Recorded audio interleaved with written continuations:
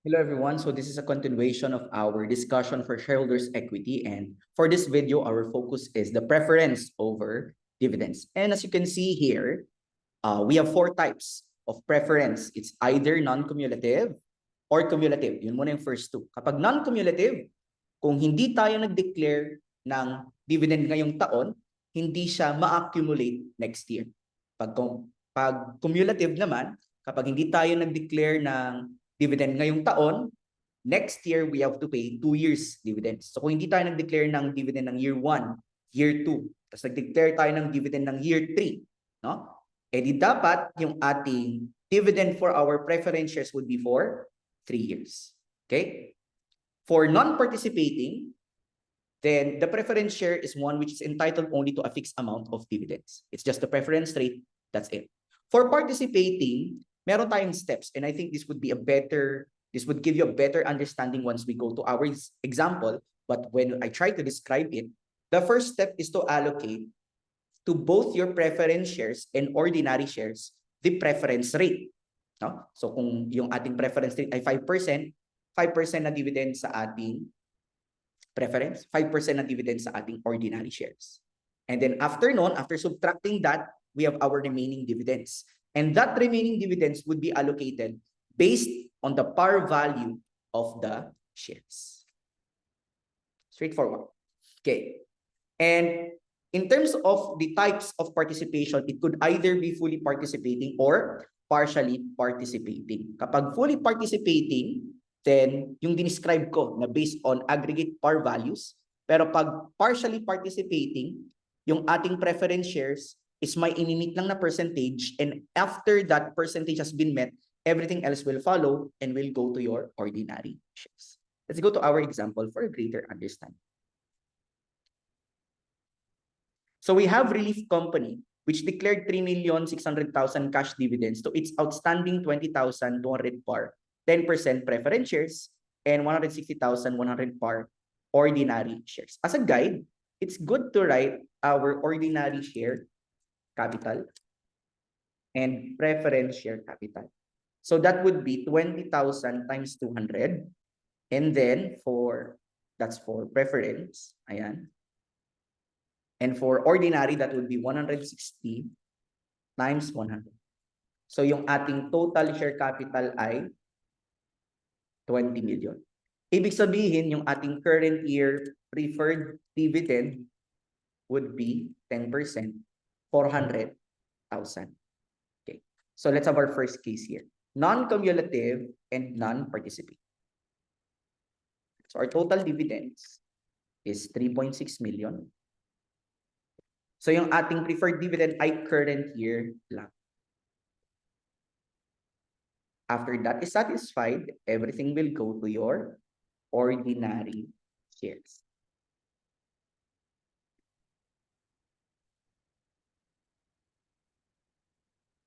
$3.2 million. Straightforward. Paano naman kapag cumulative and non-participating? So you have this. In this case, since cumulative siya, we need to consider ilang years na tayong hindi nag-declare. Including the current year, sabi niya, dividends in arrears are for 3 years. Edi 3 years worth of preferred dividends yung kailangan nating i-allocate. So per year, 400K times 3 years. And the remaining dividend would go to ordinary shares. That would be 2.4 million. Next, non-cumulative and fully participating. Okay. So we have our total dividends. 3.6. Notice ha kung paano natin ito gagawin. Una, we have our preferred dividend,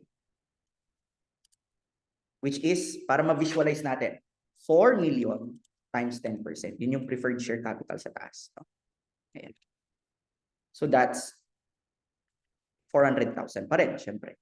But this time, we will have ordinary dividends under the same rate. Also, 16 million times 10%. So ito yung bago ngayon sa participating.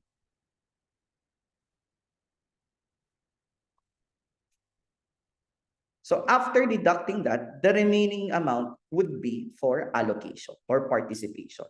So dividend subject to participation. And how will we allocate it? Participation of preferred shares and participation of ordinary shares. For preferred shares, we have a capital of 4 million, and for ordinary shares, we have a capital of 16. So itong 1.6 million na natira will be allocated for, the total is 20 for preferred dividends, while for ordinary shares, that would be 1.6 million times 16 out of 20.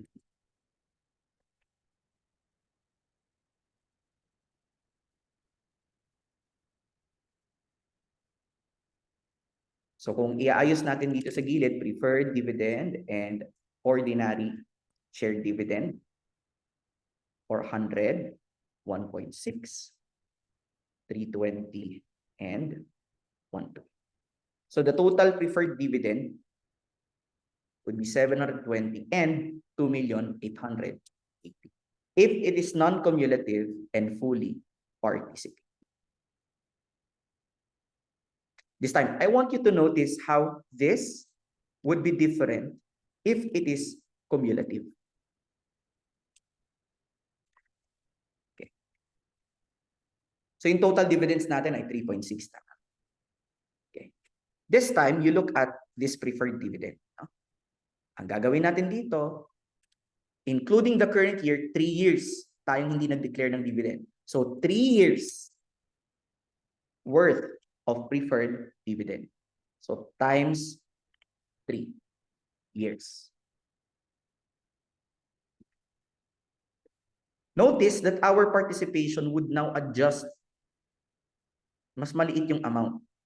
At ito yung gagamitin nating basis ng participation. But we will still use the same allocation based on their share capital above, 4 out of 20 kay preferred, 16 out of 20 kay ordinary.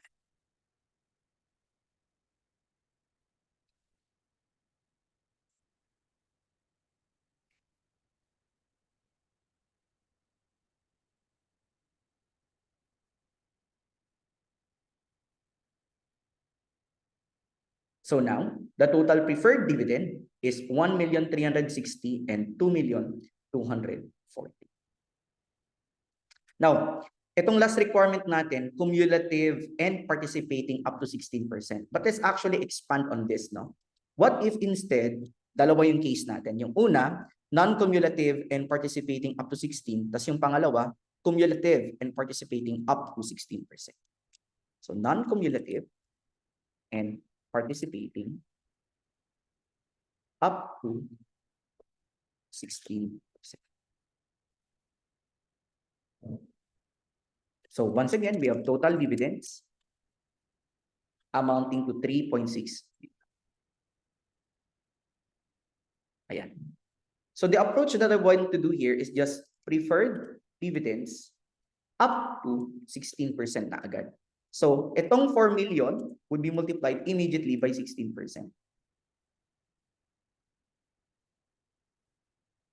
Para yung natira, everything else will go to your ordinary dividends. Far simpler, right? Minute lang niya hanggang 16. And no other else will go to your preferred dividends. No? Samantalang, if we do the same thing, pero this time ay cumulative, this would be simple except that, ito, 3 years. Preferred dividend, and then up to 16% na preferred dividend ulit. So, paghiwalay mo para hindi magulo, no? Una yung mismong basic na 10%, pero for 3 years, 4 million times 10% times 3 years Tapos, yung this year, na up to 16%. So, if you already had 10% na dinistribute ng 3 years, meron pa tayo 6% na natira. So, 4 million times 6.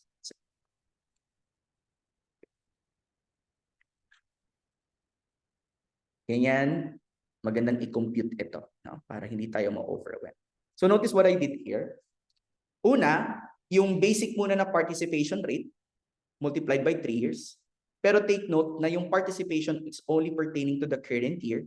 So ngayong current year, magpa-participate pa tayo hanggang 16 daw eh. So additional na 6%. Mag-allocate pa tayo ng additional na 6%. After which, everything will go to your ordinary.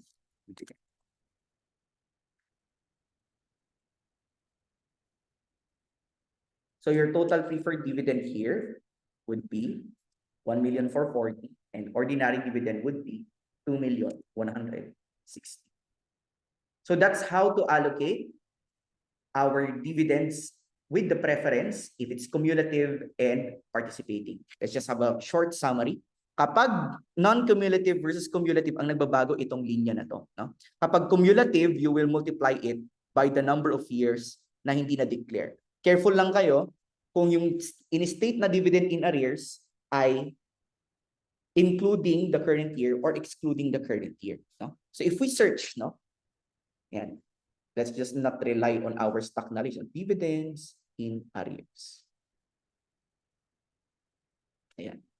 So, pag sinabi nating dividends in arrears, it refers to the dividends owed to preferred stockholders that must be paid out before any dividends can be paid to common stockholders. Which would mean that even if it did not pertain, na including the current year, by default, pag sinabing dividends in arrears, yun na mismo yung total na dividends na hindi pa natin na-declare. So you don't need to add a current year. So pag sinabing dividends in arrears are 600,000, yun na yun. No? You don't need to add the current year on top of that. Okay? So, again, i-apply mo lang yung problema lang yun kung cumulative. Pag non-cumulative, current year lang. Next, kapag fully participating, you allocate preferred dividend and then you allocate ordinary dividend. And then the excess will go to allocated or to be participated between their corresponding par values. Diba? Binigyan ng 10% si preferred, binigyan ng 10% si ordinary.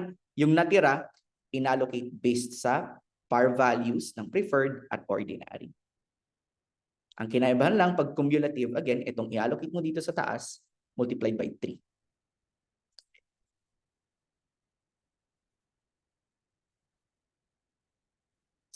All right. And lastly, for our non-cumulative and participating and cumulative and participating up to a limited amount, you will just allocate the preferred dividend up to the limited amount and everything else will go to your ordinary. Careful lang pag cumulative kasi 3 years, kaya yung mismong preferred rate lang muna, tapos yung excess after that. And everything else will go to your ordinary. So that's it. Thank you for listening and see you in our next video.